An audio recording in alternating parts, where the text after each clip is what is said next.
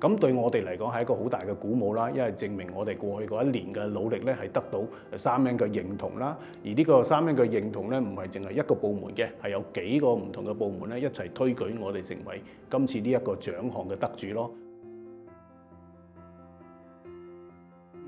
3M 咧其實係一間好大嘅機構啦，咁佢亦都有好多嘅專家啦，亦都好多唔同嘅部門啦。咁每次我哋同佢開會咧，其實我哋要準備好多功夫嘅。我哋內部咧係要不斷去討論啦、辯論啦、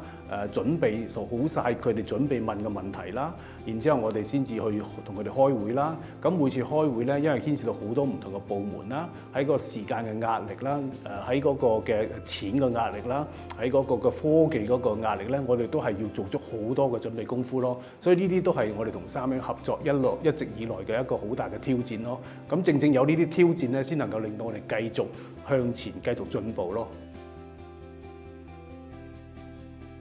其實我哋咧係會慢慢同3M建立到一個默契啦。咁我哋希望每半年咧，我哋就會過去同唔同嘅部門去接觸啦，去了解佢哋嘅需要啦，從而去解決佢哋嗰個 pain point 啦，了解佢哋嘅困難點啦，了解佢哋嘅前線客戶嗰個嘅困難啦。咁我哋會聆聽得好小心，問得好清楚，究竟問題喺邊度，個核心喺邊度啦。當我哋捉到個核心之後咧，我哋會翻嚟同唔同嘅團隊，大家一齊去努力研究究竟嗰個問題係點樣解決咧。因為有時佢哋個問題咧係非常之刁鑽啦，亦都係持續可能10幾20年都係遇到呢個問題，而冇一個好嘅方案咯。咁既然係冇一個方案咧，係一個對我哋嚟講係一個好大嘅機遇啦。過去嗰一年嘅努力咧，其實唔係淨係得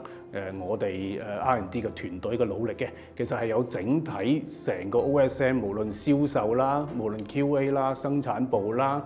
採購部啦，大家一齊嘅努力嘅。頭先我有提過，我哋有做樣板啦，咁每次做樣板嘅時間都好急嘅，咁我哋都會同各大部門咧去聯絡，希望大家咧知道我哋嘅最終目標啦，達到嗰個時間嘅要求啦，達到個價錢嘅要求啦。咁所以我能夠講嘅就係我真係好感謝成個 OSM 嘅團隊嘅一齊努力咯。